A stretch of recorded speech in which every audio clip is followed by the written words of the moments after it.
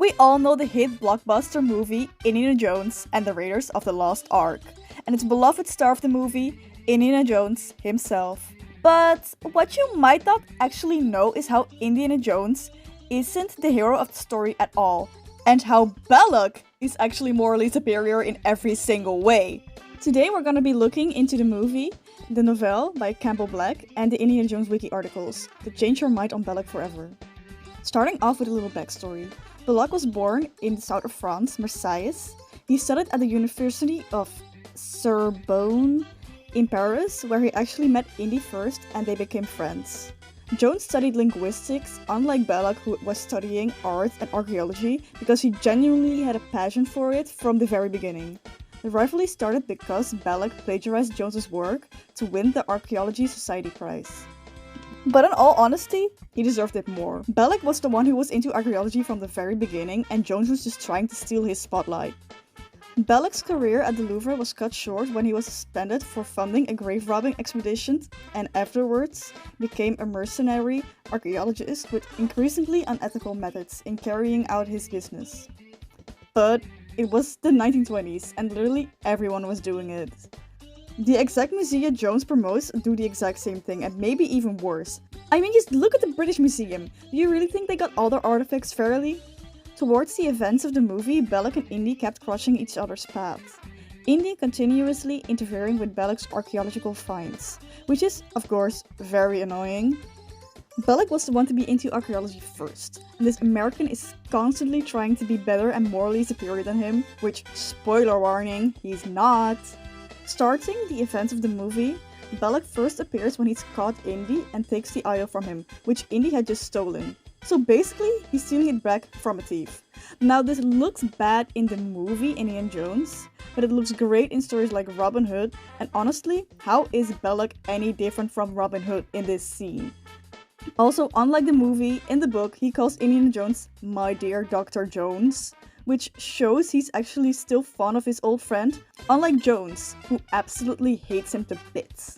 After Indy flees back to America, he takes a liking to one of his students, who he's also intimate with.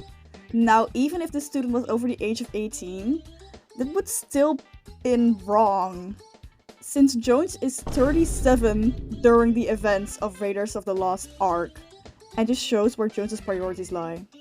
Meanwhile, at the same time, Belloq is having a meeting with the painter, who he actually calls the painter. He shows a strong dislike for the man himself, complaining about him being late and stating the following to Dietrich. Don't tell me. The Führer lives his life by a clock to which we ordinary men have no access, correct?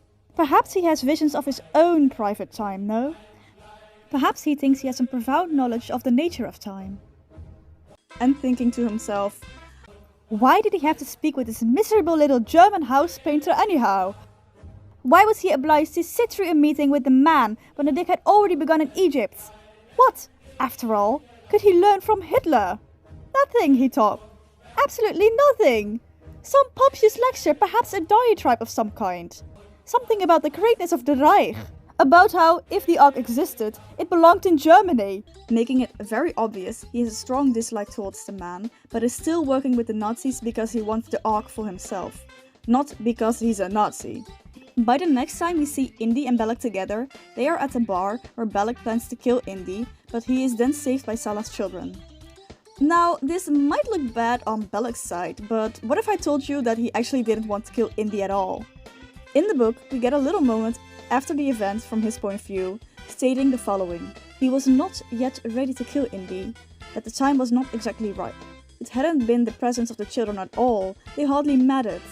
It was rather the fact that he wanted somewhere, in a place he did not quite fathom, a remote corner of understanding, to spare Jones, to let the man live a little longer. Showing that even if the children didn't come to save Indy, Belloq would have still probably let Jones live. The scene with Marion and Belloq can be seen as very sus, yes, but Renee actually didn't do anything except give her a new dress, because Marion's clothes were literally torn, so it wasn't really that weird for him to give her a dress, and he just shared a drink with her. Well, Indy took advantage of Marion when she was only 15 years old, a little child, and he was 25. In the book, we actually learn that Marion was swooning over Belloq for 4 pages long, and all he did was he said nothing and took the restraints off her. Then eventually they kissed, yes, but when she said no, Marion was like, oh my god, why isn't he kissing me? Why isn't he touching me? Well, Marion, maybe because Renee actually cares about boundaries, unlike Jones. She tries to argue with herself how Belloq would actually be a better partner than Indy, and I have to say, she's right. Belloq genuinely cares about Marion and tries to prevent the Nazis from hurting her, but when they throw her into the Well of Souls, it's not like he can do anything about it. I mean, the Nazis wouldn't listen to him either way, and they were very glad to be rid of her. Also, how didn't he know Indy didn't magically survive that like he does with literally everything? He didn't seem all that surprised when he turned out to be alive later in the movie. In the book, during the car chase scene, Belloq actually saves Jones from being shot. And during the scene where Jones threatens to blow up the Ark, Belloq saves Indy again from being shot by Dietrich, making Belloq save Jones' life around 3 times. If you count in the part where the children came to save him, but he didn't want to kill Indy, so technically he would have probably saved him in that instance, so he saved him around 3 times. When Belloq gets onto the pirate boat and sees how the pirates are talking about selling Marion off, he insists on taking her with him to save her. For all he knows, they are actually going to sell her off, showing he genuinely cares for her. Also, him giving her his jacket because it's gold was a really nice touch, and shows just how gentle he actually is. Belloq then continues to lie to the Germans, having told them that they take the Ark to Berlin, but then switching up and convincing them to do a Jewish ritual, which the Nazis do not like because, well, they're Nazis.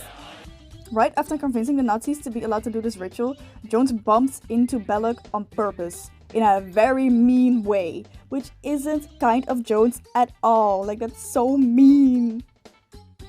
On the island, Jones and Belloq meet again. In the book, he actually compliments Jones on his German uniform, really showing his fondness towards Jones.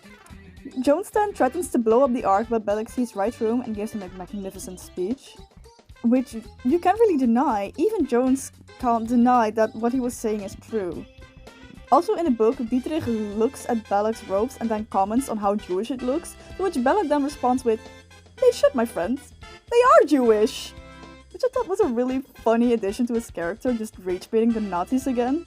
About opening the Ark, it may sound like a bad thing to do, but all Belloq really wanted to was to speak to God. I mean, he was obsessed with the Ark, and basically, the Ark is just a blind box if you think about it. How many of you haven't you gone to open a blind box only to find some gut-wrenching, ugly, disgusting la-boo-boo inside? This is basically the same thing. Also, let a man have hobbies. He was obsessed with the Ark. So what? It's not like he knew it would blow him up. Also, who did know it would blow him up? That's right, fucking Jones did!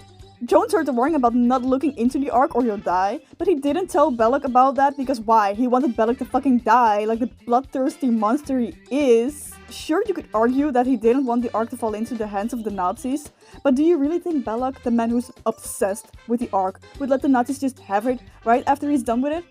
I'm pretty sure he would have found a way to keep it for himself. Also, there could have been a way to steal the Ark from him without killing him. But we've seen Jones killing people carelessly throughout the entire franchise, so does this really surprise anyone? But who did we see Belloq kill? That's right, no one! Might I also add that Belloq is extremely hot, so everything he does is excused by that either way. Thank you guys so much for watching my video essay. I put my whole autism into this. Adieu.